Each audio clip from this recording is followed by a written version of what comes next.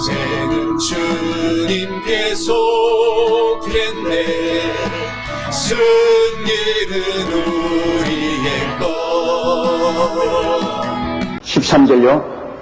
바다가 그 가운데서 죽은 자들을 내어주고 또 사망과 음부도 그 가운데서 죽은 자들을 내어주며 각 사람이 자기의 행위대로 심판을 받고, 이 바다가 그 가운데 죽은 자들을 내어주고, 여러분 바다에 빠져 죽은 사람 많잖아요. 옛날에 배를 타고 가다가 바다에 죽은 사람도 많고, 해전을 통해서 많은 젊은이들이 배에서 폭파되어서 바다에 빠져 죽은 사람들이 많습니다. 어떤 사람들 말하기를, 이거 화장하면 절대로 안 된다고.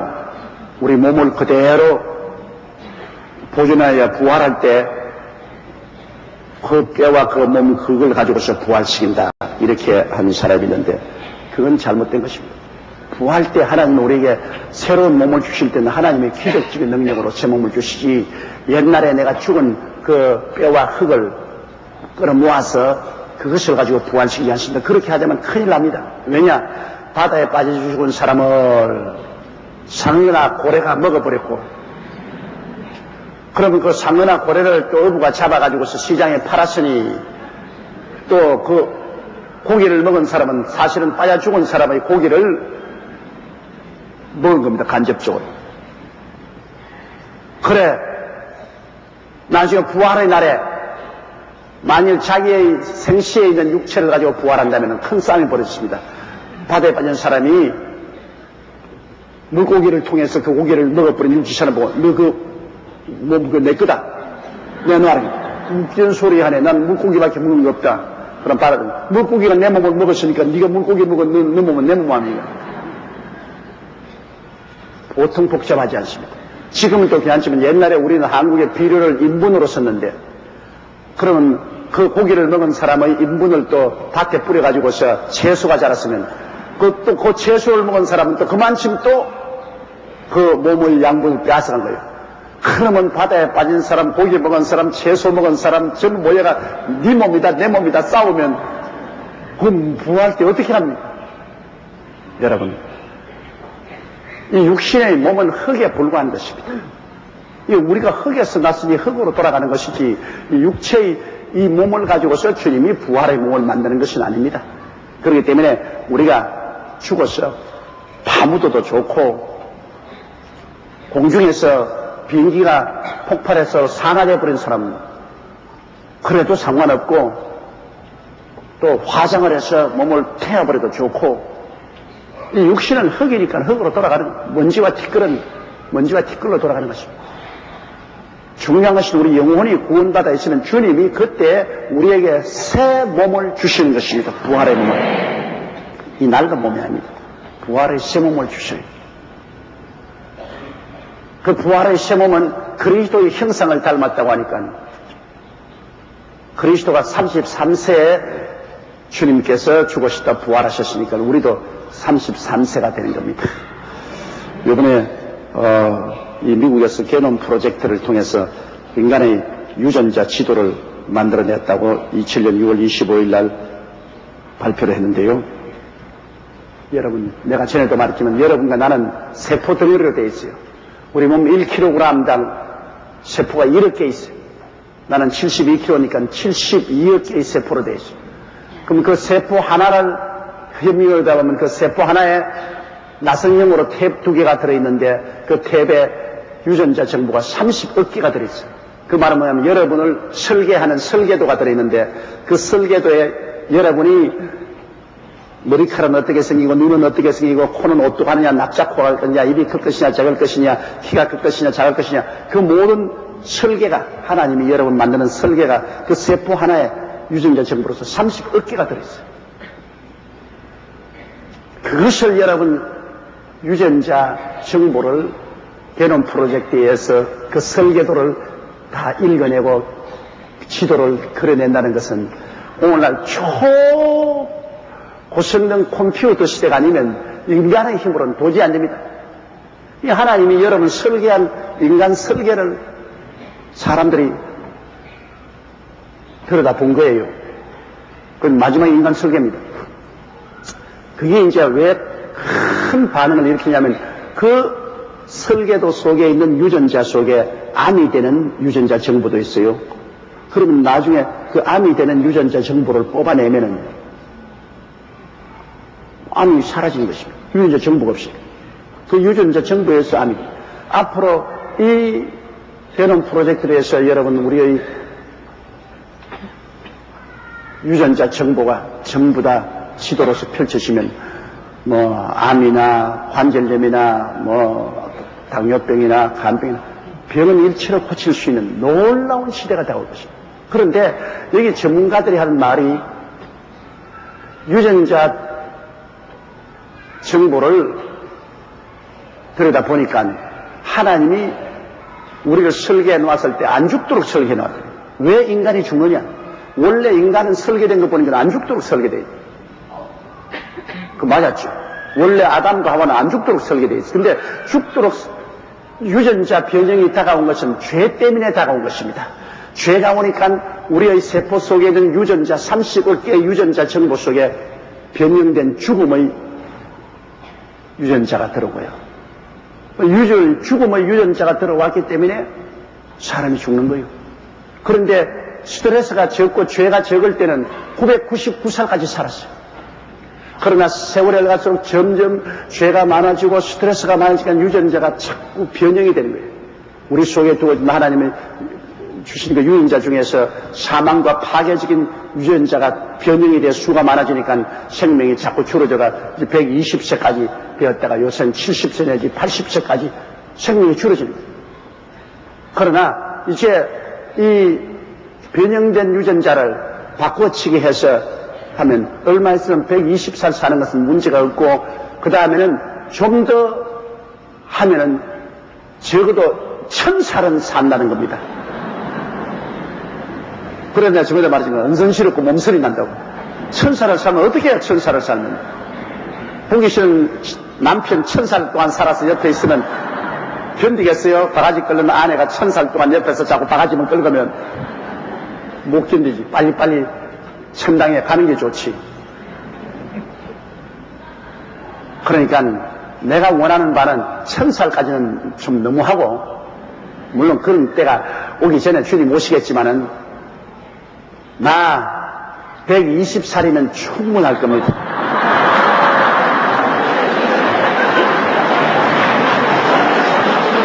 그런데 여러분께서 앞으로 5년 내지 10년도 안 걸릴 거예요. 한 5년 후쯤 되면은 거의 암이나 고혈압이나 당뇨병이나 이런 성인병이 이 유전자 조작을 통해서 치료가 됩니다. 그러면 120을 사죠.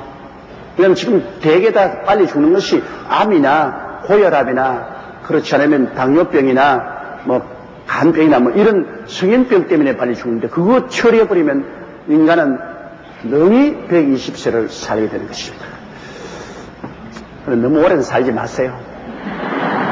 이 땅에 사는 것보다 우리 천당에 가는 게 훨씬 좋다고요. 그런데 얼마 있지 않냐면 주님께서 야 너희들 너무 심하다 막 그만하자. 그리고 주님께서 세상의 문을 닫을 날이 곧 다가오시게 될 것입니다. 이것도 일종의 인간의 바벨탑입니다. 사람들이 바벨탑을 쌓아서 노아 홍수 이후에 우리가 하늘에 닿게 하여 하나님과 동등되자고 계획한 것처럼 오늘날 하나님의 가장 깊은 비밀인 인간 설계도까지 초고성능 컴퓨터를 통해서 들여다보고 이제는 인간 생명 존재의 설계도를 인간이 조작하기 시작하면 이건 하나님의 영역에 우리가 도전하는 그러한 것까지 될 가능성이 있기 때문에 하나님이 그때까지 이 세상을 내버려 두지 않을 것이라 하고 저는 생각이 됩니다. 그러므로 우리 예수 믿는 사람은 걱정할 거 없어요. 오래 살아도 좋고 오래 안 살아도 좋고 다 하늘에서 만나서 부활의 날에는 똑같이 부활할 테니까요. 그래서 영원 무궁히 살 테니까 우리에게는 그 큰 관심사가 안 되는 것입니다. 그러나 믿지 않는 사람들에게는 개똥밭에 뒹굴어도 이 세상이 낫다고 한시라도 더 살려고 하기 때문에 그런 데 대한 깊은 관심을 가지게 될 것입니다. 바다가 그 가운데서 죽은 자를 내어주고 또 사망과 음부도 그 가운데서 죽은 자를 내어주매, 사망과 음부라는 것은 여러분 요사이 죽은 사람은 음부라는 하이데스, 즉 감옥에 갇혀 있지 않습니까? 불과 영으로 타는 못에 들어가기 전에 하이데스라는 감옥에 갇혀 있습니다. 그게 바로 부자와 나사로가 들어가 있는 자리가 바로 하이데스, 그 음부, 죽음과 음부도 그 감옥에서 다 나와서 심판을 받게 되는 것입니다. 요새 어떤 사람들은 귀신 들린 사람이 고모가 와서 붙었다, 시아버지가 와서 붙었다, 시어머니가 와서 붙었다. 그러므로 죽으면 영혼이 그 중에 떠다닌다. 120세 전에 죽은 사람은 120년이 찰 때까지 공중에 떠다닌다 하는데 그런 엉터리가 없어. 어디 있으면 그건 지가 만들어낸 이야기지. 사람이 죽으면 구원받은 사람은 즉시 천국으로 가고 구원받지 않은 사람은 이 하이데스, 음부로 내려가는 것입니다. 천국 낙원에 가든지 안 가라면 음부인 하이데스에 들어가서 그곳에서 고통당하는 것입니다. 여러분 부자 보시면 부자가 어디 공중에 떠다녔습니다. 죽자 곧 음부로 내려갔습니다. 나사로는 죽자 곧 아브라함의 품으로 들어갔습니다. 그러므로 지금 주를 믿지 않고 죽어서 음부에 내려가 기다린 사람은 그 사망도 음부도 다 죽은 사람을 내놓습니다. 하늘도 땅도 음부에 있는 모든 죽은 영혼들이 다 부활해서 일어나서 주님의 흰보좌 앞에서 심판을 받게 되는 것입니다. 그 다음 14절요. 사망과 음부도 불못에 던지오니 이것이 둘째 사망 곧 불못이라. 이 하나님이 최후의 심판은 불못으로 표현했는데 이 불못이 어떤 것인지 우리 인간으로는 상상할 수 없습니다. 어마어마한 고통의 처소일 것입니다. 이 불못에 사망과 음부도 이제는 사망도 없습니다. 음부도 없어요. 쓰레기는 다 썰어서 쓰레기 처리장인 불과 영으로 탄 못을 던져. 그래서 하나님이 만든 우주에는 마귀도 타락한 천사도 귀신도 그리고 반역하는 인간도 없이 다 썰어. 오직 우주에는 우리 아버지 하나님과 우리 주 예수 그리스도만 계시고 그리고 구원받은 성도들과 천사들만 있게 되는 것입니다.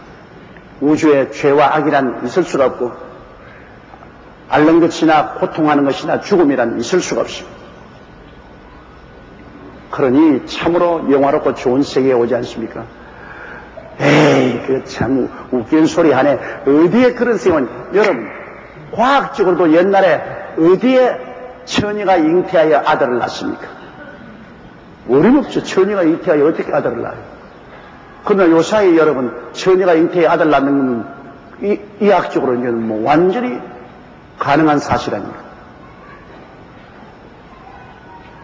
왜냐하면 그냥 인간 세포에서 DNA 유전자를 떼내가지고서 그래서 어머니의 난자 속에 접목을 시키면 나온 복제양 돌리가 바로 그렇게 해서 만들어진 양 수컷 없이 그냥 앙크 그대로 가지고서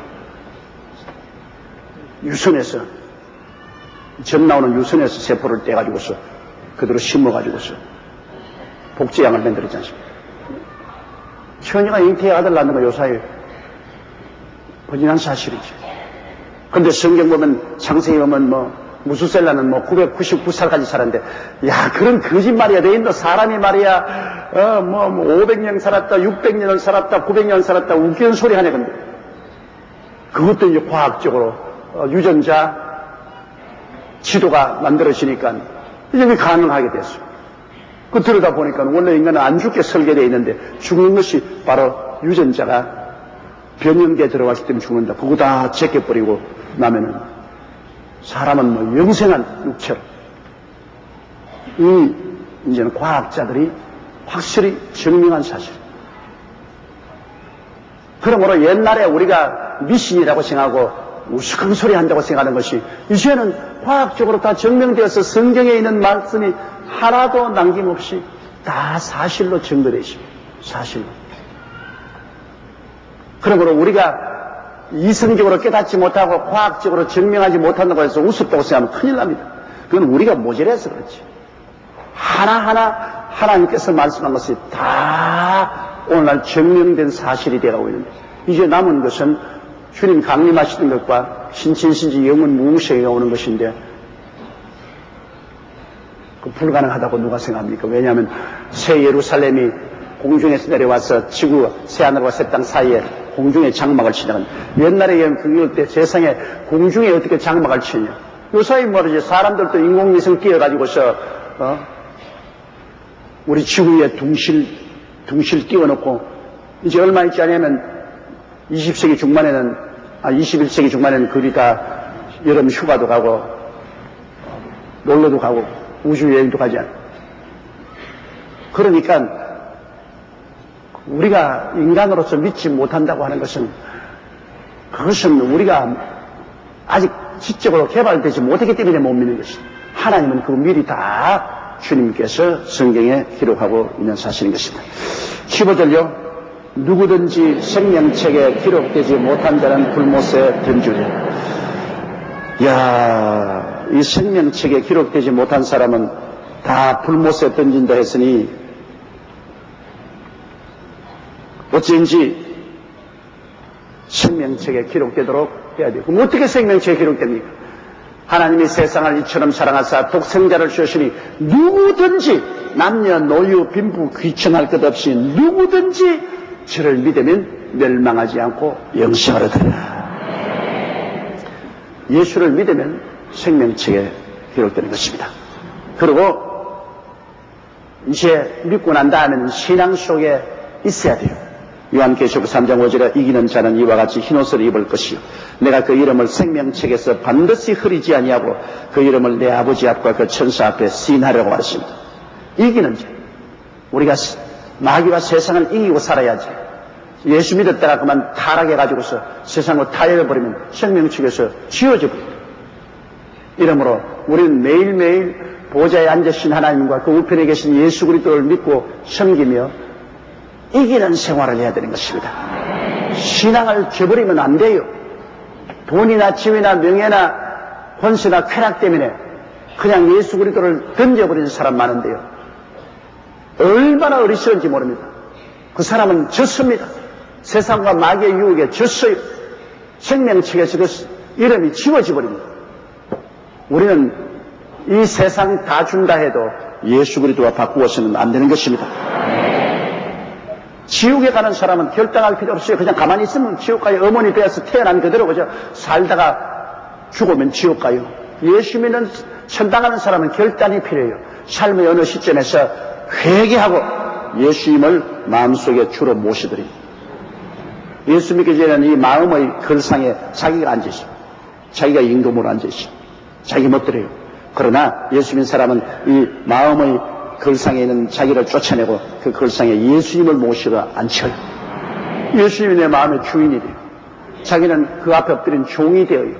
그래서 예수님 앞에 우린 종이요, 시종이요, 머슴이요, 일꾼에 불과한 것이에요. 주를 섬기면서 삽니다. 우리는 능히 천국에 들어갈 수 있는 은혜를 얻을 수가 있게 되는 것입니다.